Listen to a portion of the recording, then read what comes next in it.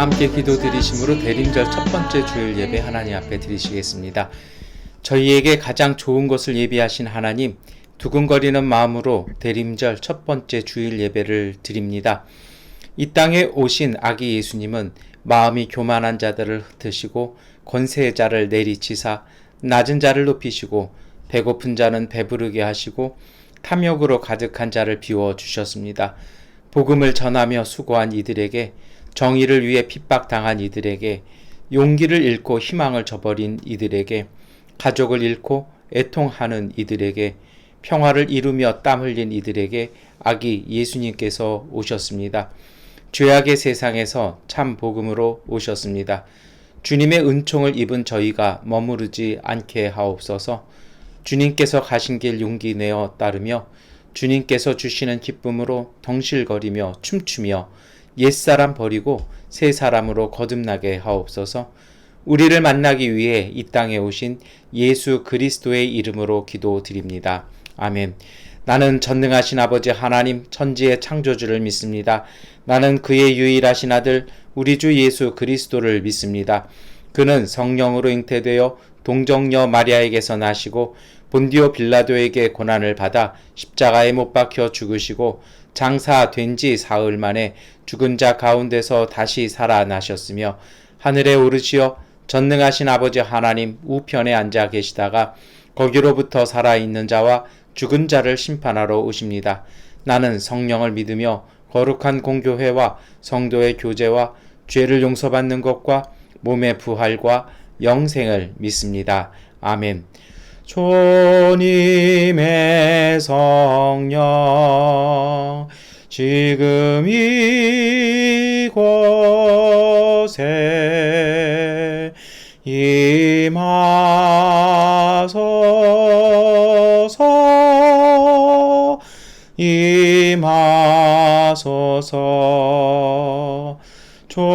주님의 성령 지금 이곳에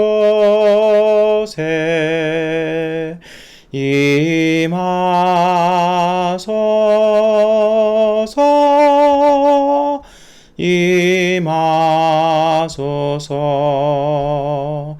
할렐루야 할렐루야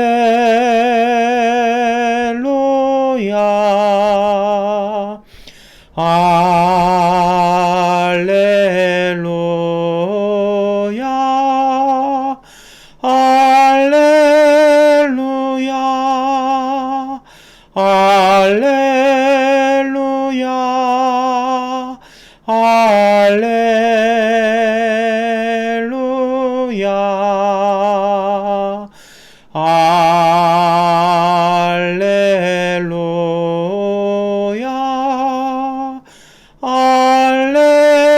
할렐루야.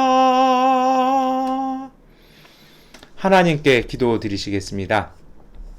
전능하신 아버지 하나님, 대림절 첫 번째 주일 예배를 주 앞에 드리게 하시니 감사합니다.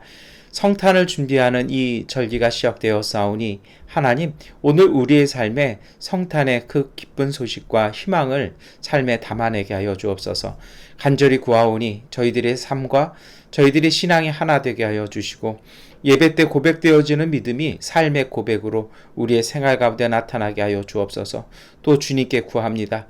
주님께서 주시는 복음의 그 의미들, 그 삶들, 그 정신과 그 실천들을 우리의 생활에 담게 하심으로 오늘 우리의 믿음이 살아있는 믿음 되게 하여 주시고 능력 있는 믿음 되게 하여 주시옵소서. 복음에 힘입어 살 때 삶의 질고를 벗어버리게 하여 주시고 우리가 주님의 말씀을 실천하며 우리의 마음을 돌보며 살아갈 때에 수고하고 무거운 짐진 자들은 다 내게 오라 내가 너희를 쉬게 하리라는 그 주님의 말씀이 오늘 우리 가운데 이루어지는 평화와 안식과 행복 맛보게 하여 주옵소서. 주 앞에 구합니다. 부족하고 연약한 저희들을 고백하오니 우리 주 예수님의 사랑으로 하나님 사하여 주시고 주님께서 주시는 그 사죄의 은총에 힘입어 믿음으로 다시 일어서서 믿음으로 하나님 앞에 나아갈 수 있는 주님의 가족들 되게 하여 주시옵소서. 우리가 살아가는 땅 가운데 평화와 회복을 주시고 질병이 멈춰지게 하여 주시고 사람들이 오고 가는 발걸음이 다시 자유로워지게 하여 주시며 주 앞에 구합니다. 우리가 모이는 이 교회 공동체가 바르게 서게 하여 주시고 진행되고 있는 성전 건축이 하나님의 은혜 안에 이루어짐을 통해서 악한 것들이 밀려나가고 하나님 그 터전 위에 하나님의 거룩한 기도의 성전 예배의 처소가 하나님 마련되어지게 하여 주시옵소서. 그곳에서 우리가 다시 모여 함께 예배 드리는 그 과정을 은혜 가운데 보내게 하여 주시고 하나님 믿음으로 바라보게 하여 주셔서 우리가 함께 기도함으로 주님의 은혜를 세워갈 수 있는 주님의 가족들 되게 하여 주시옵소서. 전능하신 아버지 하나님, 오늘 저희들이 주 앞에 이 믿음으로 대림절 첫 번째 예배를 드리오니 성탄의 그 기쁜 소식들, 그 희망을 삶으로 담아낼 수 있도록 주님의 말씀을 함께 나누게 하시고 찬양 드릴 때 그 희망을 고백하게 하여 주옵소서. 예수 그리스도의 이름으로 기도드립니다. 아멘. 우리 기도를 들어주소서. 간절히 비오니 우리 기도를 들어주소서. 응답해 주소서. 우리 기도를 들어주소서. 간절히 비오니 우리 기도를 들어주소서. 응답해 주소서. 아멘. 구약성서 이사야서 63장 19절부터 64장 8절까지의 말씀을 세 번역본으로 봉독해 드리겠습니다. 우리는 오래전부터 주님의 다스림을 전혀 받지 못하는 자갈이 되었으며 주님의 이름으로 불리지 못하는 자갈이 되었습니다. 주님께서 하늘을 가르시고 내려오시면 산들이 주님 앞에 떨 것입니다. 마치 불이 섭을 사르듯 불이 물을 끓이듯 할 것입니다. 주님의 대적들에게 주님의 이름을 알게 하시고 이방 나라들이 주님 앞에서 떨게 하여 주십시오. 주님께서 친히 내려오셔서 우리들이 예측하지도 못한 놀라운 일을 하셨을 때에 산들이 주님 앞에 떨었습니다. 이런 일은 예로부터 아무도 들어본 적이 없습니다. 아무도 귀로 듣거나 눈으로 본 적이 없습니다. 주님 말고 어느 신이 자기를 기다리는 자들에게 이렇게 할 수 있었겠습니까? 주님께서는 정의를 기쁨으로 실천하는 사람과 주님의 길을 따르는 사람과 주님을 기억하는 사람을 만나 주십니다. 그러나 주님 보십시오. 주님께서 진노한 것은 우리가 오랫동안 죄를 지었기 때문입니다. 우리가 어찌 구원을 받겠습니까? 우리는 모두 부정한 자와 같고 우리의 모든 의는 더러운 옷과 같습니다. 우리는 모두 나뭇잎처럼 시들었으니 우리의 죄악이 바람처럼 우리를 휘몰아 갑니다. 아무도 주님의 이름을 부르지 않습니다.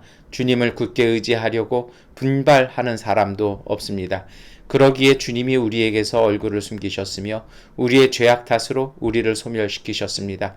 그러나 주님은 우리 아버지이십니다. 우리는 진흙이요 주님은 우리를 빚으신 토기장이십니다. 우리 모두가 주님이 손수 지으신 피조물입니다. 아멘. 복음서의 말씀 마가복음 13장 24절부터 37절까지의 말씀을 세 번역본으로 봉독해 드리겠습니다. 그러나 그 환란이 지난 뒤에 그날에는 해가 어두워지고 달이 빛을 내지 않고 별들이 하늘에서 떨어지고 하늘의 세력들이 흔들릴 것이다. 그때 사람들이 인자가 큰 권능과 영광에 쌓여 구름을 타고 오는 것을 볼 것이다. 그때 그는 천사들을 보내어 땅끝에서 하늘 끝까지 사방에서 선택된 사람들을 모을 것이다. 무화과 나무에서 비유를 배워라. 그 가지가 연해지고 잎이 돋으면 너희는 여름이 가까이 온 줄을 안다. 이와 같이 너희도 이런 일들이 일어나는 것을 보거든 인자가 문 앞에 가까이 온 줄을 알아라. 내가 진정으로 너희에게 말한다. 이 세대가 끝나기 전에 이 모든 일이 다 일어날 것이다. 하늘과 땅은 없어질지라도 나의 말은 절대로 없어지지 않을 것이다. 그러나 그 날과 그 때는 아무도 모른다. 하늘의 천사들도 모르고 아들도 모르고 오직 아버지만 아신다. 조심하고 깨어 있어라. 그때가 언제인지를 너희가 모르기 때문이다. 사정은 여행하는 어떤 사람의 경우와 같은데 그가 집을 떠날 때에 자기 종들에게 권한을 주어서 각 사람에게 할 일을 맡기고 문지기에게는 깨어 있으라고 명령한다. 그러므로 깨어 있으라. 집주인이 언제 오는지 저녁녘일지 한밤중일지 닭이 울 무렵일지 이른 아침녘일지 너희가 알지 못하기 때문이다. 주인이 갑자기 와서 너희가 잠자고 있는 것을 보게 되는 일이 없도록 하여라. 내가 너희에게 하는 말은 모든 사람에게 하는 말이다. 깨어 있어라. 아멘. 찬송가 104장 찬송 드리겠습니다.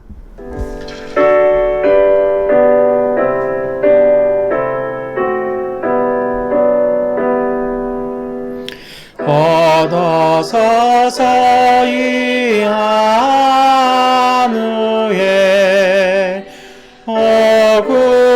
어구하소서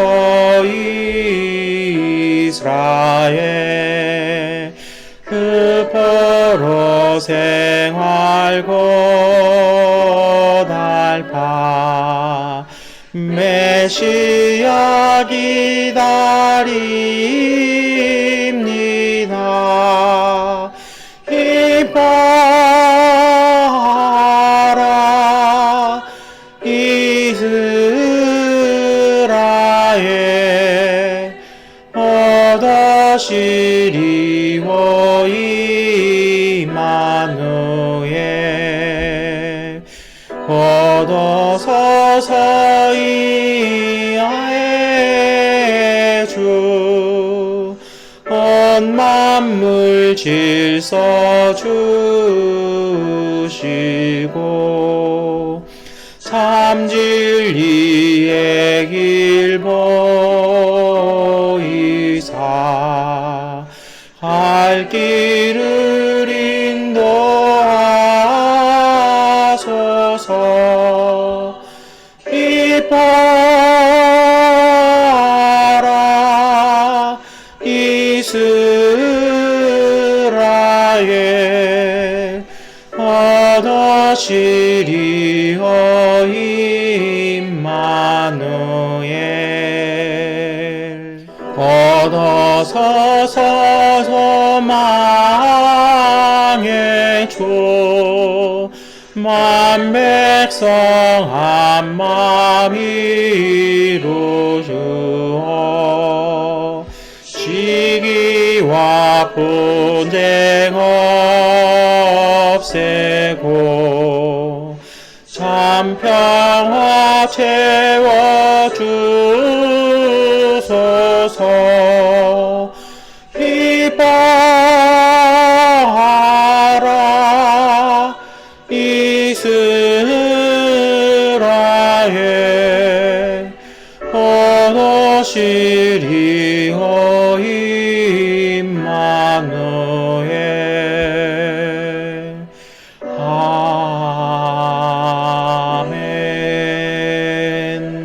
아멘. 서신서의 말씀 고린도전서 1장 3절부터 9절까지의 말씀을 함께 읽겠습니다. 하나님 우리 아버지와 주 예수 그리스도께서 내려주시는 은혜와 평화가 여러분에게 있기를 빕니다.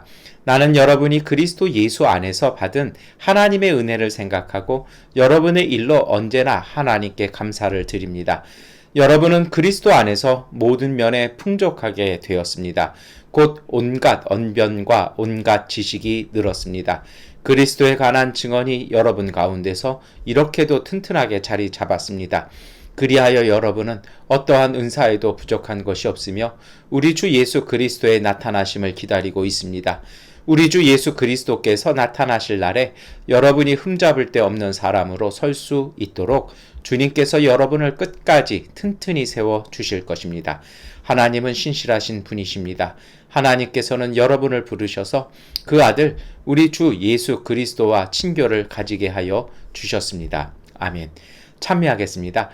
이 말씀 따라 사는 동안 지치지 않게 하시고 이 말씀 따라 사는 동안 주님 나라 임하소서. 이 말씀 따라 사는 동안 지치지 않게 하시고 이 말씀 따라 사는 동안 주님 나라 임하소서.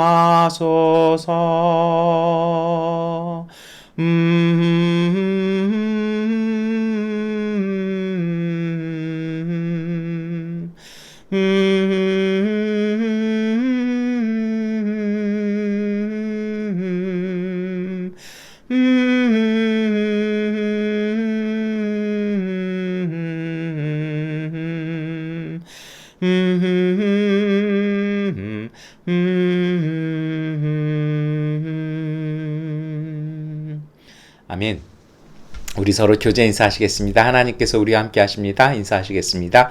하나님께서 우리와 함께 하십니다. 아멘. 네, 이번 주일은 대림절 첫 번째 주일입니다. 여러분, 대림절이라는 것은요, 이 성탄절, 크리스마스를 앞두고요. 근데 정확하게는 이제 그 크리스마스 예배 앞에 4주 동안에 그 준비하는 기간으로 보냅니다. 그러니까 좀 우리가 그 크리스마스를 사실 제대로 못 지키는데요. 이렇게 뭐 이렇게 다 이렇게 잘라내고 뭐만 이렇게 하는 그런 격인데, 원래 이제 크리스마스 그 페스티벌 그리고 예배의 기간은 오늘부터 이렇게 시작된다고 볼 수 있습니다. 그래서 이번 주부터 이제 하나씩 한 주 한 주 마음과 신앙과 삶을 준비하는 것으로 이렇게 성탄을 기다리고 준비하는 시간들로 보내지게 됩니다. 그 첫 번째 주일이 오늘인데요. 이 첫 주일은요, 기다림 그리고 희망입니다. 여러분, 그래요. 이 대림절이라는 것도 사실은 크리스마스를 성탄을 이렇게 기다리는 날이잖아요. 근데 이 기다린다라는 말을요, 우리 그 한국 사람 입장에서는 참 못하는 게 기다리는 거거든요. 그래서 저도 이제 미얀마 양곤에서 배운 것 중에 하나가 기다릴 줄 아는 건 조금 배운 것 같아요. 그러니까 양곤에서는 기다리지를 못하면 좀 힘들잖아요, 생활하는 게. 근데 이게 왜 그러냐면요, 우리 한국 문화에서는, 그리고 우리의 삶과 그 한국인들의 생활에서는 기다림을 뭘로 보냐면 이렇게 정체되어 있는 시간으로 봅니다. 그래서 우리는 그 시간을 쉬면 이렇게 뭔가 손해 보는 거고 삶의 발전이 일어나지 않는다고 이렇게 보는 견해가 있어요. 그래서 그런 거 있잖아요. 몇 시간을 쉬면 얼마를 손해받고 막 이렇게 계산들 하고 그러시잖아요. 근데 이게 한국만 갖고 있는 생각이거든요. 왜 그러냐면 이제 우리가 그만큼 너무 힘들고 이렇게 각박하고 그리고 어려운 시간들을 보내왔기 때문에 생긴 한국인의 그런 문화죠. 그래서 제가 이렇게 들으니까 옥스퍼드 대사전에 한국어가 이제 등재된대요. 근데 100몇 년 동안 몇 단어 안 올라갔는데 지난 25년간 125단어가 이렇게 올라갔다라고 그래요. 근데 그 중에 올라간 단어가 빨리빨리가 드디어 들어갔다고 합니다. 왜요? 외국에 나가서 한국 분들이 빨리빨리를 얘기를 하니까 이게 들어갔다라는 거죠. 근데 여러분, 사실은 이 기다린다라는 것은요, 정체되어 있는 시간이 아닙니다. 사실은 그래서 기다린다라는 말에 그 좀 파생되는 말 중에 하나가 시나브로라는 말이 있습니다. 제가 1년에 한 번은 꼭 이 얘기, 대림절을 되면 꼭 드리는 말씀인 것 같아요. 시나브로라는 건 뭐냐면 눈에 띄지 않지만 어느 순간 돌아보면 성장해 있는 것. 다시 말해서 씨앗을 뿌리고 맨날 땅만 보이는데 어느 순간 작은 떡잎이 고개를 내미는 것 같은, 그래서 생명이 그 자라나는 것을 시나브로라고 그렇게 얘기를 합니다. 기다리는 것은요, 정체되어 있는 시간이 아니라는 것입니다. 모든 생명과 그리고 공동체는요, 성장하기 위해서는 거쳐야 하는 과정이 이 기다림입니다. 사실은 그래요. 이 기다림이 왜 우리에게 힘드냐면 그 속에는 결과를 알지 못하는 초조함과 내일을 예측할 수 없다라는 불안감이 배어져 있고요. 그걸 통해서 사실은 성장이 이루어진다라는 것입니다. 우리 교회가 지금 그런 것 같아요. 지난주 토요일 날 그러니까 어제죠. 교회를 짐을 옮겼습니다. 그리고 이제 몇 주 후에 새롭게 세워질 성소로 들어갈 준비를 우리도 그 기다림을 하고 있고요.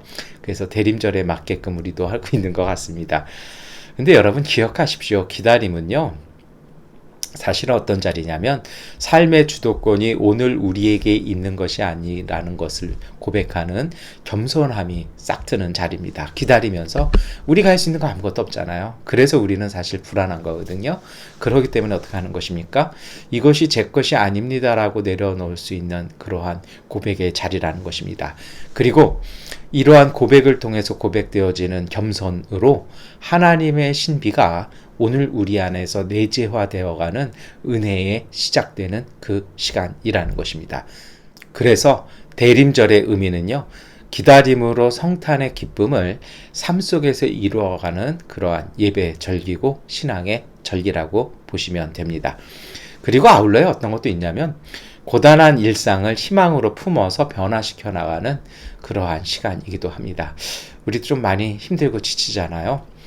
모여서 예배도 지금 못 드리고 있고 물론 지금 상황에서는 저 때문인 것 같습니다. 제가 빨리 가야 되는데 아무래도 이러한 기다림 속에서도 하나님께서 이루어 가시는 과정들이 있을 것이라고 봅니다.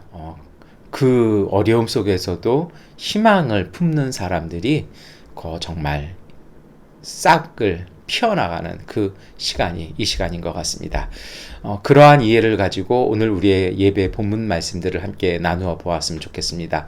우리가 읽었던 첫 번째 구약 성경의 말씀은 이사야서의 말씀이죠. 이사야서의 말씀은요, 몇 주 동안 그 예언자들에 대해서 말씀을 드리면서 그런 말씀 드렸습니다만, 희망이 사라진 시대에 이사야의 기도가 바로 오늘 우리가 읽었던 말씀이었습니다. 오늘 이사야는요, 하나님의 자비를 구하는 그 중보 기도를 주님 앞에 드립니다. 왜 그랬냐면요, 이스라엘 백성이 은혜의 자격을 상실했다라는 것입니다. 그리고 주위를 둘러봐도 절망밖에 없는 현실이라는 것이죠. 이스라엘의 역사, 이사야가 살았던 삶의 상황이 그랬습니다. 잘못된 고집으로 고난을 자초한 이스라엘이었습니다.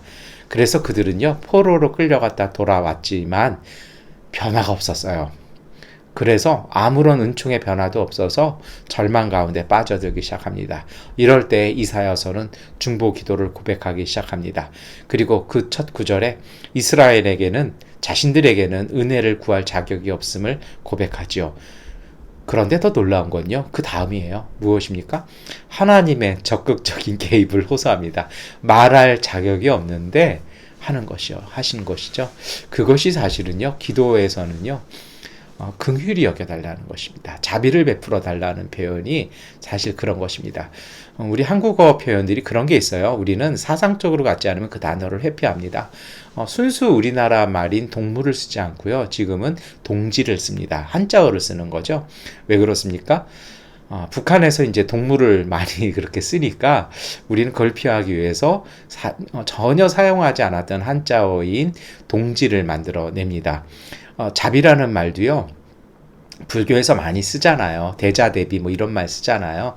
그러니까 사실은 교회에서는 이런 언어들을 서로 간에 기피하거든요. 그래서 불교도 이 사랑을 잘보다는 자비를 얘기를 해요. 그럼에도 불구하고 신앙 용어에서 자비를 빼놓지 않는 이유가 있습니다. 그것은 왜 그러냐면요, 자비라는 말은요, 긍휼히 여겨달라는 것입니다. 그래서 조금 앞서가는 성서 번역들은 긍휼히 여겨 주시옵소서라는 말 대신에 자비를 베풀어 주옵소서라는 말 쓰거든요. 이것이 엘레이손, 끼리 엘레이손이라는 표현이라고 전에 말씀을 드린 적이 있죠. 그것은 무엇입니까? 내가 구할 자격은 없지만 당신의 사랑에 의지하겠다라는 그 표현이기도 합니다. 오늘 이사야는 그 고백을 합니다. 이사야서 64장 7절 8절의 말씀 함께 읽겠습니다. 아무도 주님의 이름을 부르지 않습니다. 주님을 굳게 의지하려고 분발하는 사람도 없습니다.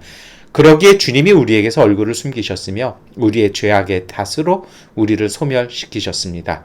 그러나 주님은 우리의 아버지이십니다. 우리는 진흙이요 주님은 우리를 빚으신 토기장이이십니다. 우리 모두가 주님이 손수 지으신 피조물입니다. 이처럼 자비를 구할 자격이 없음에도 자비를 구하는 이유는요, 바로 하나님께서 우리의 아버지시고 우리를 지으신 창조주이시고 우리는 피조물이기 때문이라는 것입니다. 이것을 통해서 우리는요, 이 대림절, 우리가 고백하는 우리가 살아야 될 신앙의 핵심을 읽어나갈 수 있습니다. 그것은요, 하늘의 하나님이 우리에게 오실 때 우리는 새롭게 된다라는 것입니다.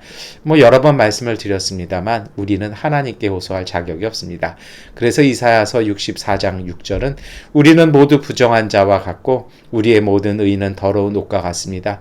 우리는 모두 나뭇잎처럼 시들었으니 우리의 죄악이 바람처럼 우리를 휘몰아갑니다라고 고백하는 이 고백이 또한 우리의 고백이기도 합니다. 그런데 여러분 기억하십시오. 구원은 하나님의 자비와 하나님의 의지에서 시작되어지는 것입니다.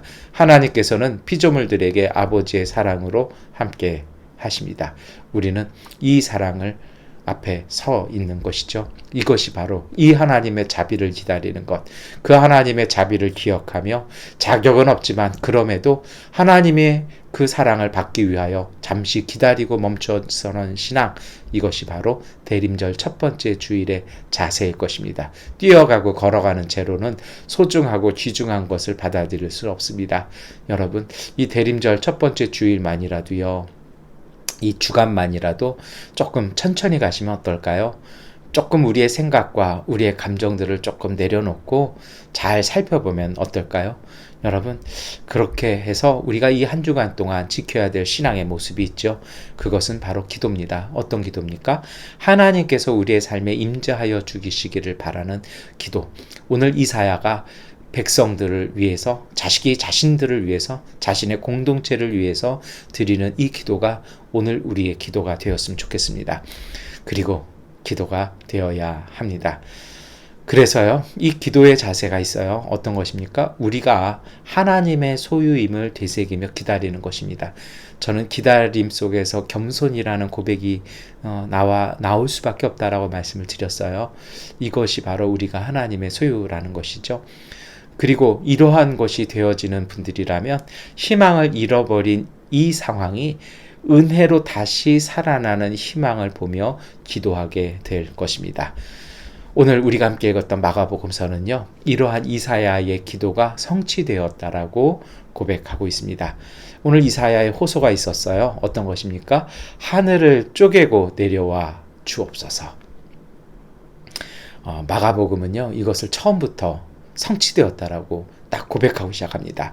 마가복음 1장 10절 11절 말씀인데요. 예수께서 물속에 막 올라오시는데 하늘이 갈라지고 성령이 비둘기같이 자기에게 내려오는 것을 보셨다. 그리고 하늘로부터 소리가 났다. 너는 내 사랑하는 아들이다. 내가 너를 좋아한다.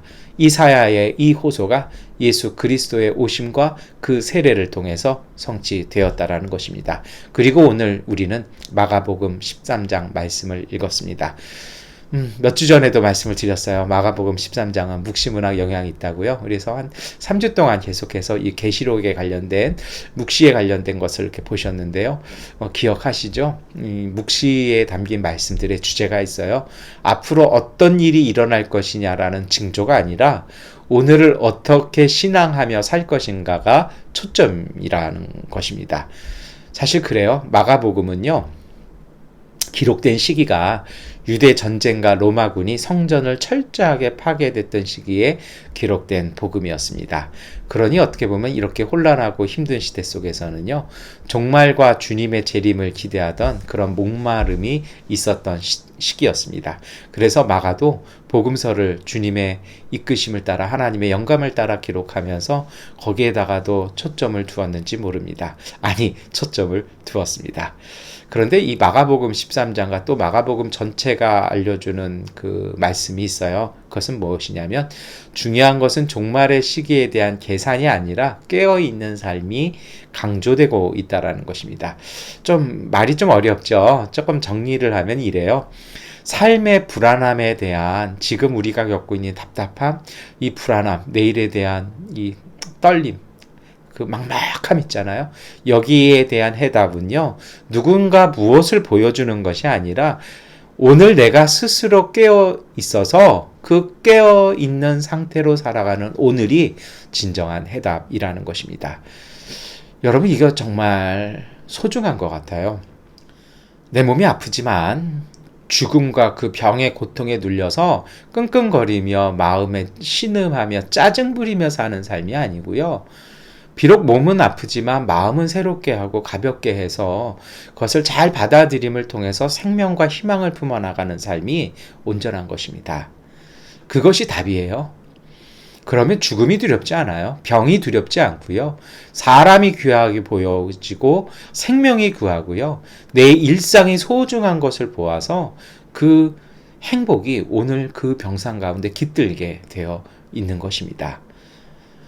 이것이 사실은 코로나 걸려서 병실에 입원해서 지금까지 서울에서 기도하며 지내는 제 삶의 고백이기도 합니다. 때로때로 부족함이나 잘못함도 떠오르죠. 그것이 떠오를 때마다 그 가시들을요, 뽑아낼 수 없는 가시들이 있잖아요. 그것을 가지고 기도하면서 하나님께서 사제의 은총을 주시도록, 또 그리고 그 모든 허물 속에 치유함이 저를 위한 치유함 말고요, 저로 말미암은 다른 분들의 상처받았을지 모르는 그분들의, 그리고 상처받았을 그분들의 치유를 위해서 기도하는 것, 그것이 되는 것 같아요. 저는 그것이 대림절 신앙이라고 생각을 합니다. 여러분, 그래서 오늘 마가복음은요, 전체적으로 그런 말씀을 해요. 삶에서 그 희망이 사라진 어둠, 그 종말의 두려움 속에서 그러한 시대를 살아가는 사람들에게서 전해지는 복음이 있다라는 것입니다. 그것을 마가복음 13장은 고백하고 있는 것이죠. 이사야와 마가의 동일한 맥락의 표현이 있습니다. 그것은 무엇이냐면요, 이 하늘의 이 별들이, 이 천체가 붕괴된다라는 거예요. 한번 볼까요? 마가복음 13장 24절 25절입니다. 그러나 그 환란이 지난 뒤에 그날에는 해가 어두워지고 달이 빛을 내지 않고 별들이 하늘에서 떨어지고 하늘의 세력들이 흔들릴 것이다. 이사야에도 이런 말씀이 나오고요. 성경 곳곳에 이런 말씀이 나와요. 근데 이 표현들을요, 이게 저는 오늘 사실 좀 조심스럽게 말씀드리고 싶은 것이 있어요. 실제로 이처럼 우주가 붕괴되어지는 재앙, 이것을 가지고 이제 예전에 아마겟돈이라는 브루스 윌리스가 이렇게 주연했던 영화도 나오잖아요. 이렇게 행성과 소극성이 부딪히는 것들, 또 지난 주간에 나사에서 그것을 방지하기 위한 책으로 이렇게 소극성을 향해서 로켓을 발사하는 실험도 하고 이랬습니다. 이런 일 실제로 일어날 수 있어요. 그러나 그것이 어떻게 될지는 사실은 저는 그냥 그거는 하나님께서 이루시는 일 같아요. 그런데 그런 것에 너무 연연해져서 우주의 움직임이 어떻고 별자리의 움직임이 이렇고 여기에 너무 신경을 쓴다라면 그거는 너무 조금 지나치게 한쪽으로 이렇게 기울어서 성경 말씀을 읽으신 것입니다. 제가 분명히 말씀드려요. 이 말씀이 문자 그대로 일어날 수도 있습니다.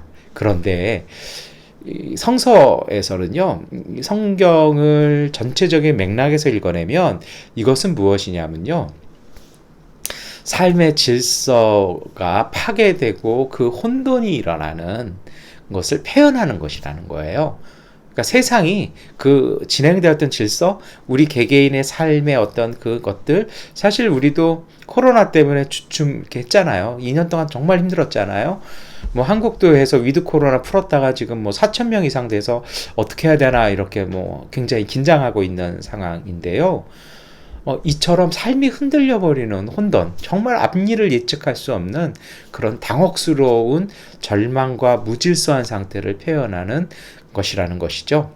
그래서 좀 이거를 이렇게 의역해낸다라면요, 우리가 예상하지 못하는 절망적인 상황의 그 상황들이 우리에게 홍수처럼, 해일처럼, 쓰나미처럼 이렇게 범람해 오는 상태를 표현하고 있다라는 거예요. 분명히 말씀드립니다. 실제로 이렇게 별들이 하늘에서 떨어지고 하늘의 세력들이 흔들리는 걸, 이런 사건이 일어날 수 있어요. 그러나 더 중요한 건요, 꼭 그런 일뿐 아니어도 하늘에 해가 있고 이렇게 하늘에 달이 있고 별이 있지만 이 땅에서 그렇게 우리의 삶이 송두리째 흔들려지는 재난과 그런 혼돈들에 대한 표현이라는 것입니다. 왜 제가 이런 말씀을 드리냐면요, 이유가 있습니다. 마가복음 13장이나 요한계시록을 읽을 때마다 많은 분들이 이렇게 의문을 던지는 것이 있어요. 그것이 뭐냐면, 예수님께서 실현하셨나? 잘못 말씀하신 거 아닌가? 이러한 겁니다. 왜 그러냐고요? 사실 이걸 가지고 교회가 2000년 동안 끙끙끙끙 몸살을 앓았습니다. 그것이 무엇이냐면 마가복음 13장 30절 말씀입니다. 정말 중요한 말씀 우리가 함께 읽겠습니다. 내가 진정으로 너희에게 말한다. 이 세대가 끝나기 전에 이 모든 일이 다 일어날 것이다. 여러분, 세대는요, 보통 30년입니다. 그러면 예수님이 서기 한 30 몇 년 정도에 이렇게 십자가를 지셨고 하늘로 승천하셨다 그러면 몇 년입니까? 그럼 늦어도 한 70년이잖아요. 근데 예루살렘 성전이 망하고 성벽도 파괴되었어요. 예루살렘이 완전히 파괴되었고 유대인들은 팔레스타인을 떠나야 했거든요. 그런데 하늘의 해와 달과 별은 그대로 하늘에 있었다라는 거예요. 수많은 세대가 지났지만 예수님은 오시지 않았다라는 거죠. 이것 때문에 많은 이단도 생겨났고, 이것 때문에 많은 공격도 받았고, 이것 때문에 많은 절망도 있었습니다. 어떻게 이해해야 할까요? 여러분, 사실은 교회 2000년 역사에서 이것은 말하면 안 되는 것 중에 하나였습니다. 그런데 이제 20세기 들어서고 21세기가 되면서 이제 성서학이 발달하면서 이 정말 마가복음을 어떻게 읽어나가는 것이 옳은 것인가라는 거 있잖아요. 예를 들어 이렇잖아요. 오늘 우리도 훈민정음의 그 언해본에 있는 나란 말씀이 둥국에 달아 문자와 서로 사마띠 아니할세, 뭐 이거 있잖아요. 뭐 어린 백성이 뭐 이런 말씀이 있잖아요. 우리가 지금 읽어도 그거 잘 이렇게 안 되는 것 같아요. 그래서 저도 대학 시험 볼 때 얼마나 달달달 외웠는지 지금 저도 아직까지도 몇 구절 기억하거든요. 뭐 기미독립선언서, 뭐 상충곡, 관동별곡, 뭐 이렇게 뭐 시조 몇 수들은 아직도 외워요. 하도 달달달이요. 왜요? 근데 그게 꼭 제3의 국어 같잖아요. 오늘 우리도요. 이건 무슨 얘기냐면요, 모든 언어에는 그 시대적 상황과 배경이 담겨 있어요. 그래서 그 시대에 그렇게 얘기했지만, 예를 들면 그거요. 어린 백성이, 이게 어린 백성? 그러면 나이든 젊은이들, 아동들을 얘기하고 학생 시대를 얘기하나? 서당 다니는 학동들을 말하나? 우리는 이렇게 이해할 수 있어요. 그렇지 않습니까? 그런데 세종대왕 시절의 어린 백성은 뭐예요? 무식하고 자격이 안 되는 백성, 이런 뜻이잖아요. 그러니까 모든 언어와 모든 문학이나 모든 글에는요, 그 시대의 상황이 함께 녹아져 있다라는 거예요. 그래서 그것을 읽고 풀어낸다라는 것은 그 시대의 배경, 그 시대의 삶, 그 사람들의, 그 시대를 살아갔던 사람들의 사상과 생활의 습관을 온전히 알지 못하면 풀어내기 어렵다라는 거죠. 자칫하면 오늘 우리 시대의 언어로밖에, 우리 시대의 생각으로 읽는다라면 그거는 조금 오해할 부분도 있다라는 것입니다. 그런데 이제 성서학에서 이 과정들을 19세기부터 차근차근 해오면서 이제 이거에 대한 해답들이 성서 안에서 답이 나오기 시작합니다. 어떤 것이냐면요, 먼저 이것입니다. 오늘 이 말씀은 어디에서 나옵니까? 무화과 나무에서 비유를 배워라. 이 세대가 끝나기 전에. 예수님께서 이렇게 말씀을 하시는데요. 이 말씀에는 사실은 굉장히 좀 어려운 게 있어요. 언뜻 보면 은유라고 보이는 약간 비유법이죠. 비유법과 사실에 대한 이 팩트를 그대로 얘기하는 게 서사라고 그러거든요. 나레티브라고 얘기하는데요. 이게 교묘하게 결합되어 있는 거예요. 사실 이런 말씀을 드리면요, 성경을 그 문자적으로 믿고 그대로 똑같이 우리가 이해한 대로 똑같이 될 거라고 생각되시는 분들은 조금 실망하실 수 있습니다. 그런데요, 이렇게 봐야 돼요. 오늘 이것은요, 마가복음은요, 그 당시의 문학의 글들을 써나가는 방법으로 이렇게 기록이 되어집니다. 그리고 예수님께서도 그 시대의 스승들이 학생들에게 일깨워지는 방법으로 쭉 얘기를 하시는 거예요. 그래서 어떻게 해요? 비유도 있고 어떤 데서는 직접 사실적으로 딱 대놓고 얘기하시는 것도 함께 있어요. 그런데 요 안에는 은유도 있고 메타포도 있어요. 지난 한 달간 제가 계속해서 일주일에 2번 이상은 메타포 이런 말씀을 드리면서 기회가 있으면 말씀드리겠습니다. 그랬거든요. 오늘이 그날입니다. 여러분, 은유라는 건요, 비슷한 패러다임을 가지고 이걸 얘기를 하는 것이죠. 그래서 비슷한 예를 들어서 이렇게 공감을 갖고 불러오는 거예요. 이게 은유라면 메타포는 틀려요. 메타포는 우리 한국 교육에서는 이걸 절대 가르치지 않았습니다. 왜냐하면 독재를 하기 위해서는 메타포가 있을 수가 없는 거예요. 잘못된 국어 교육을 좀 받았죠. 저는 이것을 성서학에서 오히려 국어에서는 못 배우고 메타포에서 배웠는데요. 메타포는 뭐냐면요. 그래서 여기에 대한 사실은 그 한국어 그 문법의 명칭이 사실 적당한 게 없어요. 그래서 저희도 그냥 메타포 이러는데요. 이 메타포는 이게 은유처럼 뭔가 공감을 일으키는 게 아니라 이걸 넘어서요. 공감을 넘어서서 더 강렬하게 뜻을 전달합니다. 어떻게 하냐면 그 단어의 의미, 그 뜻을 아주 바꿔버립니다.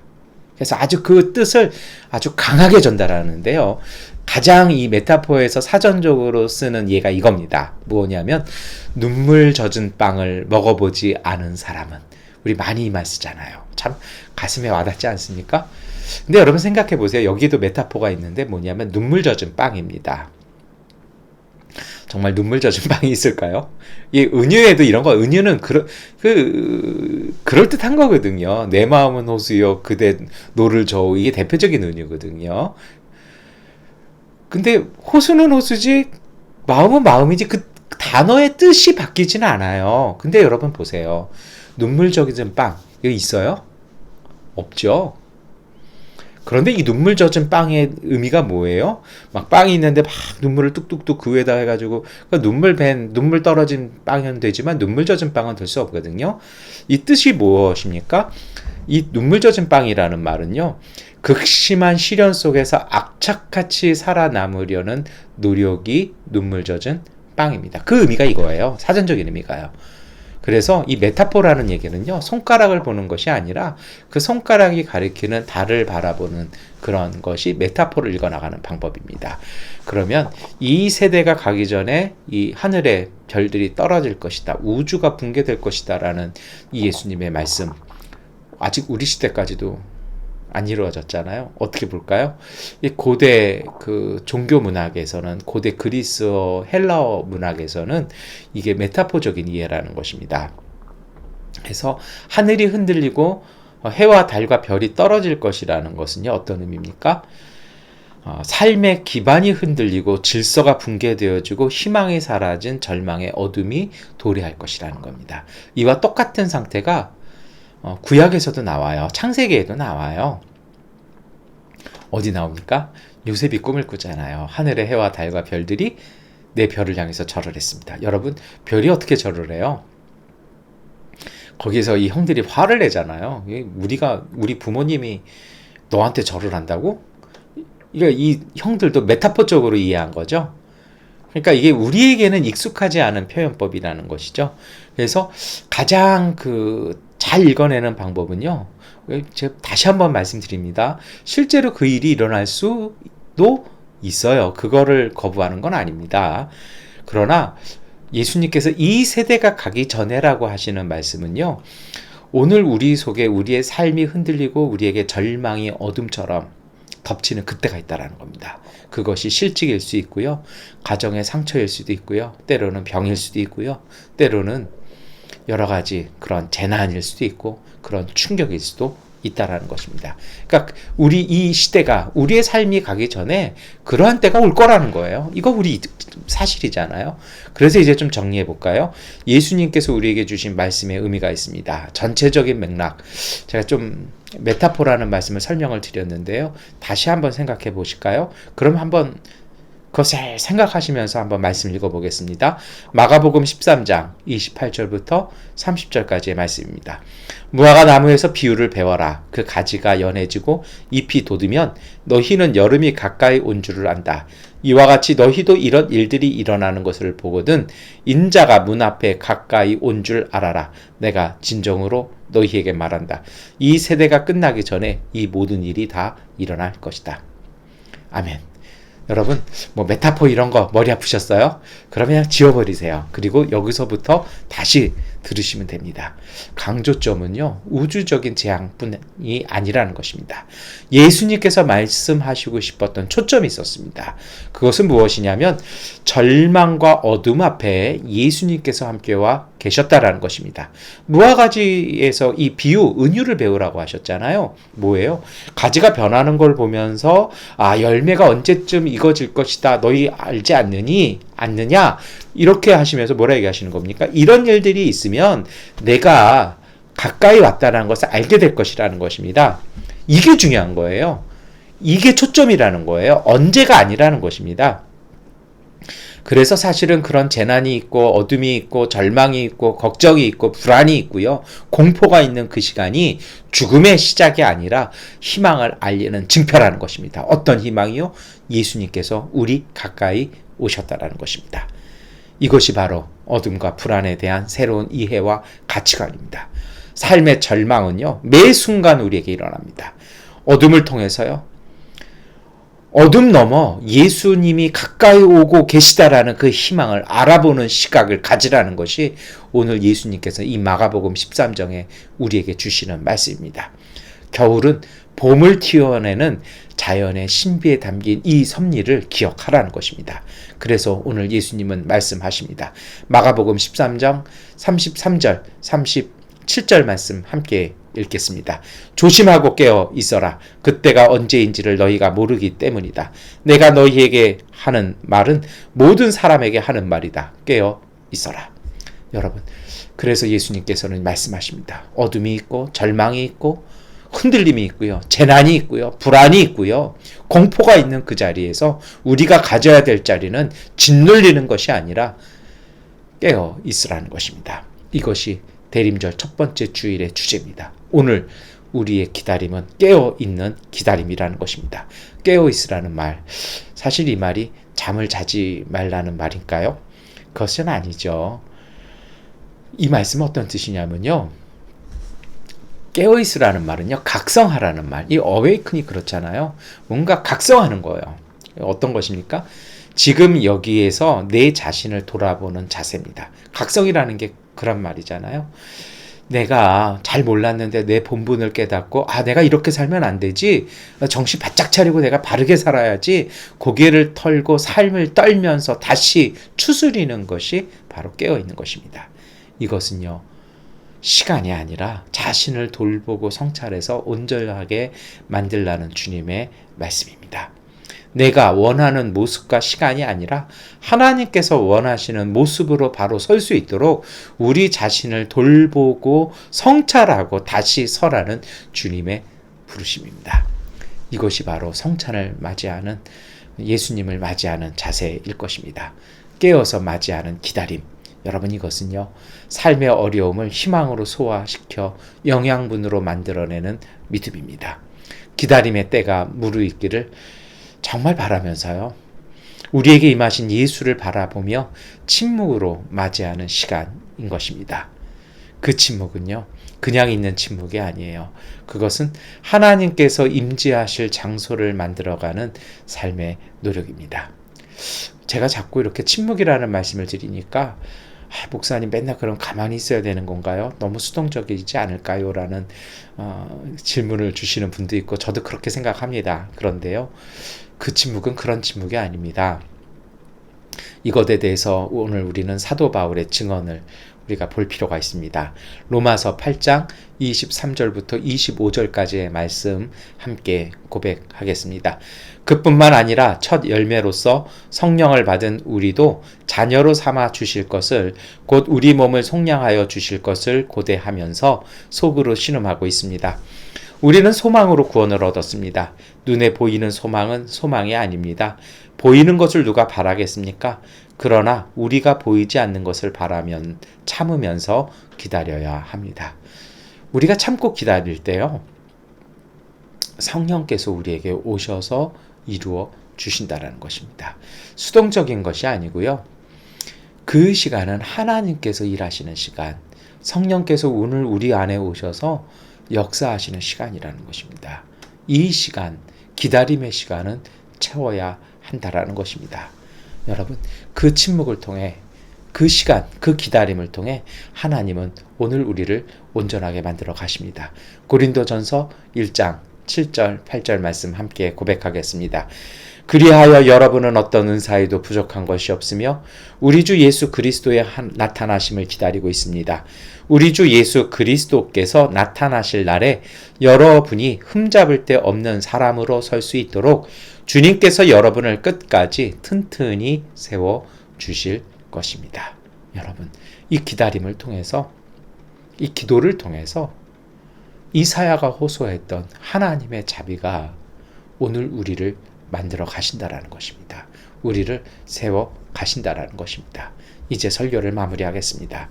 대림절 첫 번째 주일에 신앙이 있습니다. 그것은 바로 깨어 기다리는 희망입니다. 어둠의 세상에 임재하시는 예수님을 바라보고 기다리는 시간입니다. 하나님은 우리에게 조건이 아니라 자비를 베풀어 주시는 것 잊지 마십시오. 삶의 속도에 우리는 너무 민감합니다. 이제 이 대림절 첫 번째 주간 삶의 걸음을 좀 잠시 멈추고요. 침묵 속에서 세상과 다른 사람이 아니라 오늘 우리 자신을 대면하는 그러한 고요한 시간을 가지시기를 권면해 드립니다. 지금 내 모습은 온전한 시간인지, 우리의 가까이에 계신 예수님을 알아보기 위한 바른 시각은 나는 갖고 있는지 돌아보았으면 좋겠습니다. 예수님께서 어둠을 생명으로 바꾸어 가시는 것을 바라보고 전적으로 온전하게 예수님께 내 모든 삶의 주권을 맡겨드리는 겸손함과 그러한 순종이 이루어내는 희망이 현실로 열매로 이루어져가는 신압으로의 기쁨을 맛보는 시간이 되도록 우리가 기도했으면 좋겠습니다. 여러분, 그렇게 하는 것을 통해서요, 맑은 마음, 바른 생각과 온전한 믿음으로요, 함께 기도했으면 좋겠습니다. 예수님께서 우리와 함께 하십니다. 기도하겠습니다. 사랑의 하나님, 기다림밖에 가진 것이 없는 가난한 이들의 마음에 생명과 기쁨을 오시오니 감사합니다. 기다릴 줄 몰라 기쁨을 잃어버렸던 우리의 어리석음을 뉘우치며 이제 우리는 기다림의 은혜를 새롭게 고마워합니다. 기다림은 곧 기도의 시작임을 다시 배웁니다. 마음이 답답한 이들에게 문이 되어 주시고 목마른 이들에게 구원의 샘이 되시는 주님, 절망하는 이들에게 희망으로, 슬퍼하는 이들에겐 기쁨으로 오시옵소서. 앓는 이들에게는 치유자로, 갇힌 이들에겐 해방자로 오시옵소서. 어서 오시옵소서. 주님, 우리는 아직 온전히 마음을 비우지는 못했으나 겸허한 갈망의 기다림 끝에 꼭 주님을 뵙게 하여 주옵소서. 예수 그리스도의 이름으로 기도드립니다. 아멘. 찬송가 93장 찬송 드리겠습니다.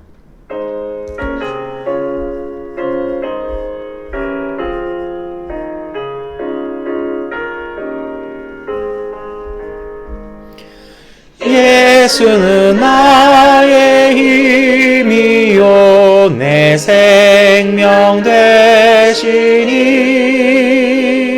구주 예수 떠나 살면 죄종에 빠지리. 눈물이 앞을 가리고 내 맘에 근심 쌓일 때 위로하고 힘주시리. 주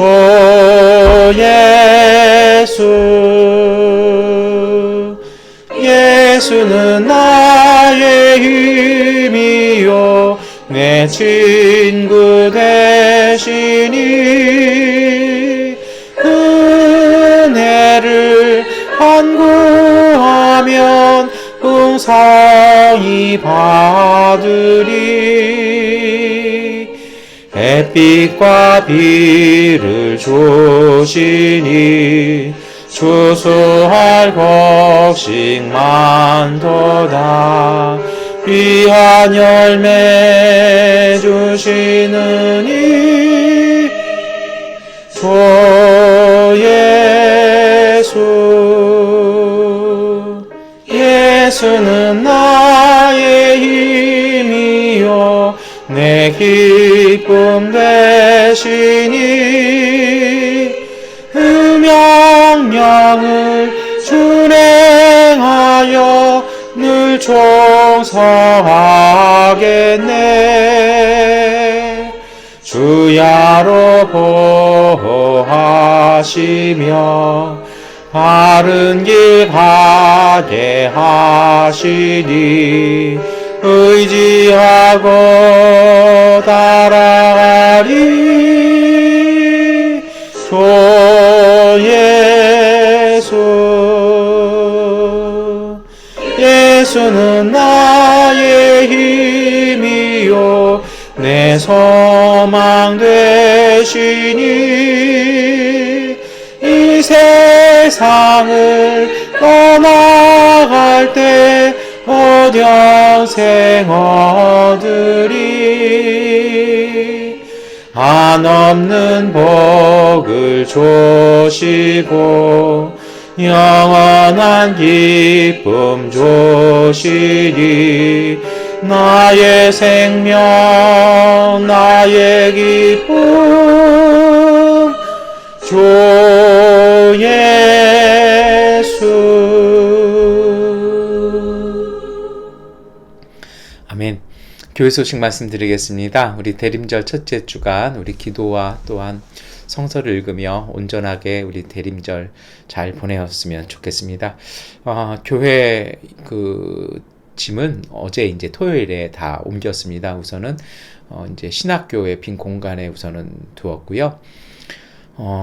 우리 이제 이렇게 파운데이션이라고 그러죠. 이렇게 교회 터전을 잘 다듬고 그리고 콘크리트로 이렇게 포장하는 그 작업들을 계속 진행하고 있습니다. 진행되는 동안 안전할 수 있도록 그리고 그것이 잘 이렇게 다져질 수 있도록 그리고 필요한 모든 것들이 채워지고 정말 하나님의 몸된 성소가 세워질 수 있도록 기도해 주시기를 부탁드립니다.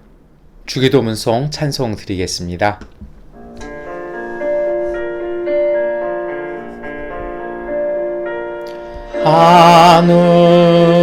하늘에 계신 아버지 이름 거룩하사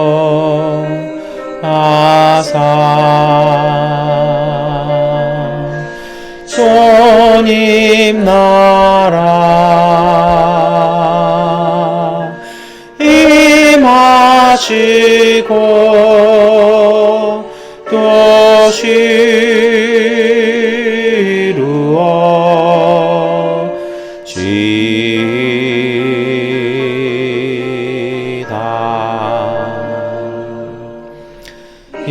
일용할 양식 주시고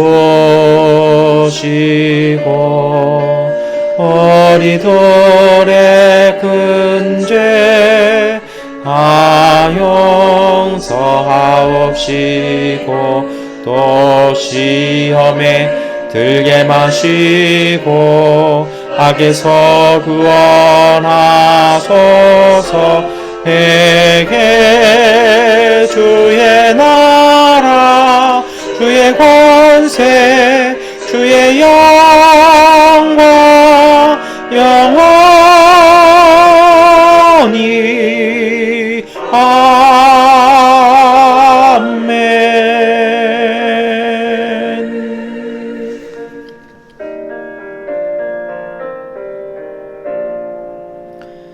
전능하신 아버지 하나님, 우리 교회 가족들, 믿음의 가족들이 대림절 첫째 주일 예배를 드리며 하나님께 감사 예물을 드립니다. 주일 헌금, 감사 헌금, 선교 헌금, 또한 성전 건축 헌금 드린 믿음의 가정들, 그 손길들, 그 일터들 가운데 하나님께서 은혜를 주시고 하나님께서 형통케 하여 주셔서 하나님이 주시는 지혜와 그 믿음과 성령이 함께 하시는 복된 능력이 항상 그의 모든 가정과 삶의 일터들 속에 가득하게 하여 주시옵소서. 주님, 특별히 오늘 우리가 주 앞에 예배 드리며 또한 이웃을 위해 섬기고 헌신하고 봉사한 믿음의 가족들이 싸우니 은혜 더하여 주시고 주님께서 동행하여 주심을 통하여 하나님 믿음 안에서 항상 하나님의 형통한 열매 거둘 수 있는 풍성한 성도, 가정, 일터 되게 하여 주시옵소서. 지금은 우리 주 예수 그리스도의 은혜와 거룩하신 하나님의 은총과 보혜사 성령님의 역사와 능력이 대림절 첫 번째 주일 예배를 통해서 항상 깨어 자신을 성찰하고 우리를 온전하게 하시는 은총을 따라 어둠 넘어 희망을 보아 오늘의 삶에서 하늘의 은총을 이루는 삶을 살기로 결단하는 믿음의 가족들 위해 영원히 함께 하시기를 간절히 축원하옵나이다. 아멘. 주님의 평화가 우리와 함께 우리의 이웃들 가운데 하나님께서 함께 하십니다. 이것으로 대림절 첫 번째 주일 예배를 마치겠습니다.